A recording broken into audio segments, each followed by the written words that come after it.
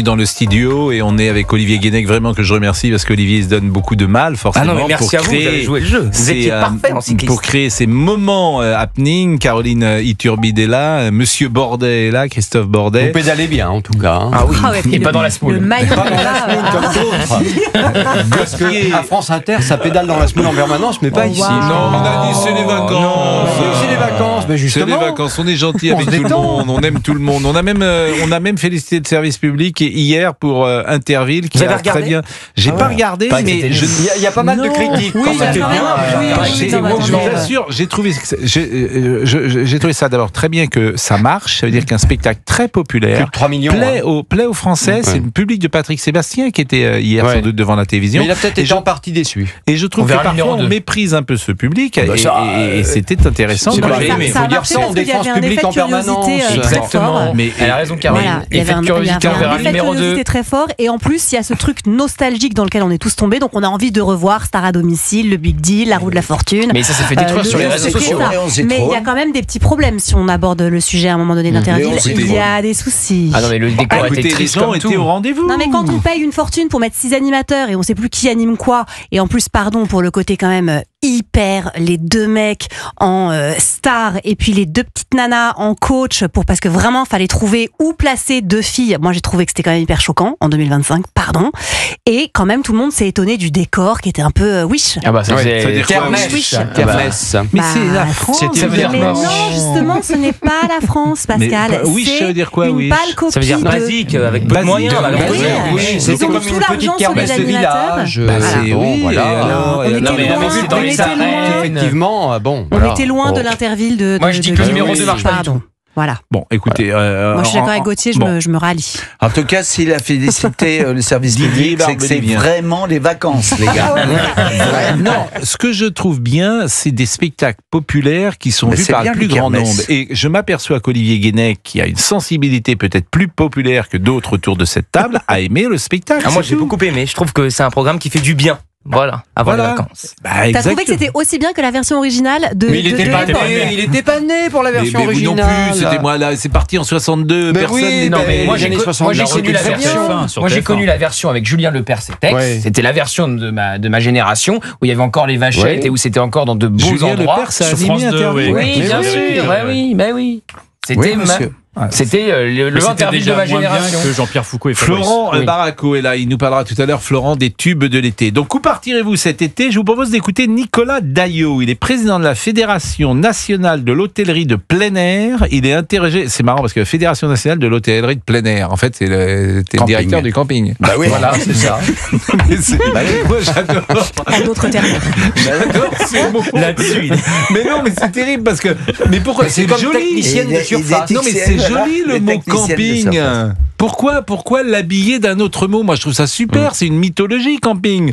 Donc, monsieur Nicolas Daillot, qui est président de la Fédération nationale de l'hôtellerie de plein air, le camping, il est interrogé par Laurent Tessier pour Europe 1 et il parle des réservations dans les campings. Après une année 2024 qui était décevante pour la moitié nord, on constate dans la période de réservation depuis la fin de l'année et puis évidemment tout le printemps que le sud a été favorisé dans le sillage justement de la saison précédente, avec en tête la Corse, PACA et l'Ardèche qui sont en hausse. Par contre, c'est vrai que les réservations ont été un peu plus molles dans la partie ouest de la France, enfin dans la partie nord en général. Et là, c'est la conséquence directe clairement de l'année humide 2024. Par contre, avec le beau temps des dernières semaines, on l'a vu dès le mois de mai, et forcément avec la canicule des derniers jours, ça a eu un effet booster. On a constaté qu'il y avait un début de rééquilibrage et que les régions de la moitié nord, notamment l'ouest, eh bien, a vu l'afflux de clientèle de dernière minute, notamment des propriétaires de camping-cars, des gens qui sont venus en caravane, que ce soit des étrangers ou des Français. Donc, Nicolas Daillot, le président de la Fédération nationale de l'hôtellerie de plein air, et puis la clientèle fidèle qui revient dans le même camping chaque année, eh bien ça existe, écoutez-le de nouveau. 30% de notre clientèle, qu'elle soit étrangère ou française, qui retourne chaque année ou tous les 2 ans dans le même camping.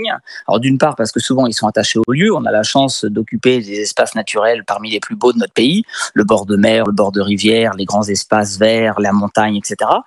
Donc on y est forcément attaché, mais aussi c'est une relation humaine le camping. D'ailleurs la convivialité arrive en tête évidemment des causes qui justifient qu'on choisit un camping, et le fait de retrouver des amis qu'on suit tout au long de la vie, le fait qu'on retrouve parfois son amour de jeunesse, que les enfants se font à nouveau des amis avec nos propres amis.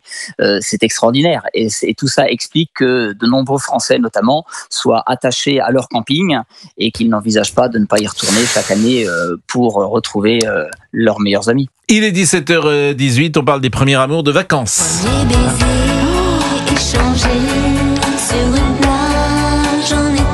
Do, la mineur, ré mineur. Fa, sol. Racontez-nous votre premier amour de vacances ou un amour de vacances qui vous a marqué. Quel âge aviez-vous? Quelle était la personne? Avez-vous échangé quelques lettres d'amour? Combien de temps a duré la relation? Êtes-vous toujours en contact? L'avez-vous retrouvé? Est-ce que ça peut durer? Pourquoi a-t-on l'impression d'être amoureux? Nous sommes avec le docteur Gilbert Boujaoudé, médecin sexologue. Bonjour, monsieur. Bonjour. Bonjour, monsieur Boujaoudé. On a tous des souvenirs, évidemment, et ce sont des souvenirs. On a l'impression que les sentiments peut-être sont plus vifs. Oui.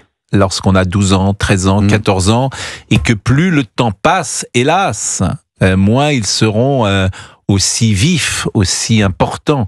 Est-ce que c'est une réalité, monsieur Boujaoudé? C'est vrai que quand on est jeune, nos émotions, on a un peu de mal à les contrôler parfois et donc peuvent monter de façon importante. Avec l'âge, on apprend un peu à gérer toutes ces émotions. Mais on peut avoir un amour de vacances à 60, 70 ans avec la même intensité que quand on avait 18 ans. Bah, ça nous rassure. Ah, écoutez, on va rentrer dans ce stage-là bientôt, donc tout n'est pas perdu, les gars. Tout n'est pas perdu. Mais j'ai quand même l'impression que, bien sûr, c'est ce qu'on dit, et vous avez sans doute raison de le dire, et puis même ceux qui le vivent le disent. Mais est-ce que c'est une réalité? Est-ce qu'ils ne mentent pas? Est-ce que vraiment le cœur qui bat la chamade? Vous voyez cette belle expression qu'on utilisait jadis. Mon cœur bat la chamade. C'est très fort quand on a... D'abord, ça commence à quel âge l'amour de vacances? C'est 12 ans, 13 ans? Alors, il y a l'amour, on va dire, émotionnel, affectif, sans l'amour physique, qui, lui, peut commencer très très tôt. L'amour un peu pur, non charnel, on va l'appeler comme ça.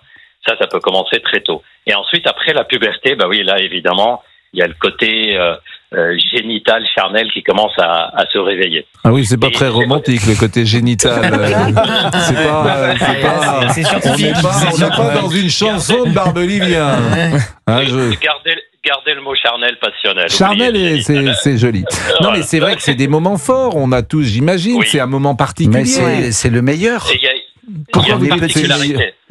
Parce qu'on est innocent, on ne sait même pas pourquoi on ressent ça. C'est ça qui est génial. C'est-à-dire mais la première fois, on est attiré, quand on a 10-12 ans, qu'on est attiré par une... Plus 12 que 10, faut peut-être pas exagérer. Oui, la pousse pas, non, 10 ans, 10-12 ans. Oui, alors si vous êtes très en avance, 10 ans, pas mais très bon... en avance, en Loire-Atlantique, on était juste seuls. une chose, au CM2 par Christophe exemple, Bordet. au CM2, on jouait à Dallas, figurez-vous, et moi j'avais le rôle d'être le docteur de Sue Ellen. Ah ben ça y est. Et Sue Ellen dans le rôle, là, c'était Marianne, je m'en souviens très bien, Marianne, elle s'appelait.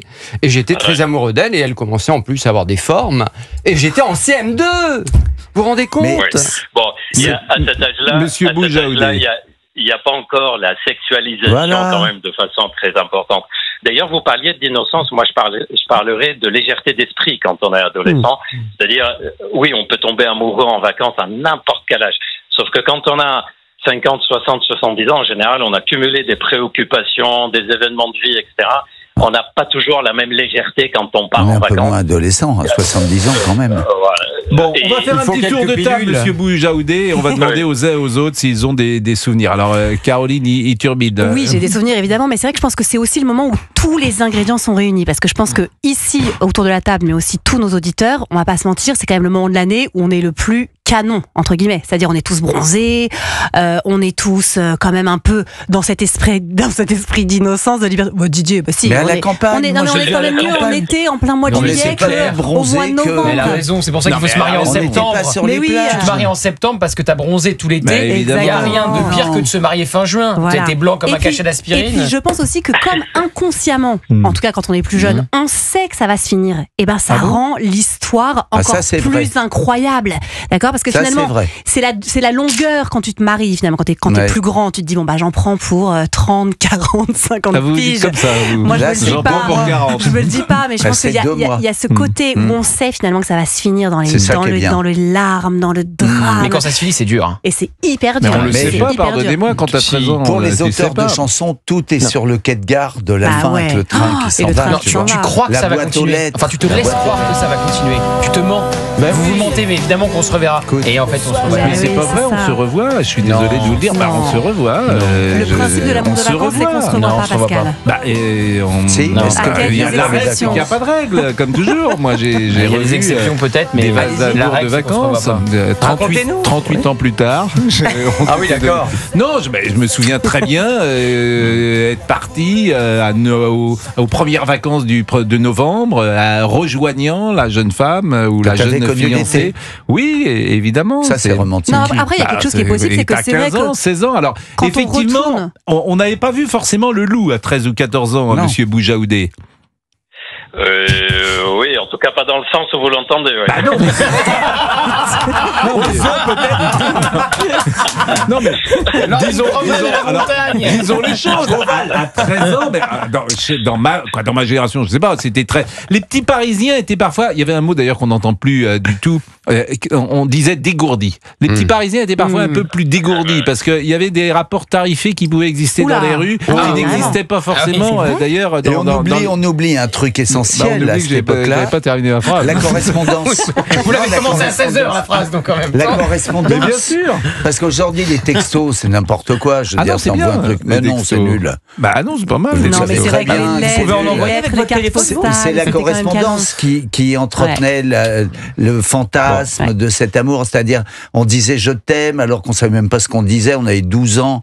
On écrivait des lettres d'amour parce qu'on voyait ça à la télé, dans les films. Mais ça pouvait être terrible parce qu'il y a plein de gens qui retournent au même endroit en vacances. Donc tu te dis, bon, en juillet prochain, je vais retrouver mon amoureux. Donc ça marche une année, 2 années, et la 4e année, en fait, tu te fais plaquer et tu passes un été pourri parce qu'en fait, t'es plus du tout la target. On sent que vous avez vécu, on sent que vous avez vécu. Tu n'es plus du tout la target, wish. Enfin, il y a des mots qui sont employés. Alors, target, ça veut dire cible en anglais. Target. Bon, non, mais je disais qu'on n'a pas vu le loup. Vous avez compris ce que ça veut dire. C'est-à-dire qu'un amour à 13 ans n'est pas la même chose qu'un amour à 16 ans. J'ai pas de statistiques, mais à 13 ans, je pense que la majorité des jeunes gens sont encore... Il y a des statistiques, la moyenne c'est 16 ans. Oui, à 13 ans, je pense que la majorité des garçons et des filles sont encore, d'une certaine manière, purs, disons les choses. Et je pense qu'à 16 ans, les choses sont différentes. Ça bascule, comme vous dites. Monsieur Boujaoudé. Mais donc, évidemment, on est dans autre chose quand le sexe arrive. On est dans autre chose. On est dans quoi, du coup? Après, on est dans une histoire plus adulte, déjà, pardonnez-moi. On est dans quelque chose de plus adulte. Ah, il est revenu, monsieur Boujaoudé. Mais alors là, vous allez revenir après la pause. Gilbert Boujaoudé, médecin sexologue. Alors que l'amour de vacances, pour moi, curieusement, il est presque sans sexe. Il y a quelque chose, vous voyez, on a 13 ans, on est quelque chose dans Gentil Dauphin, vous voyez, la chanson de Gérard Lenormand.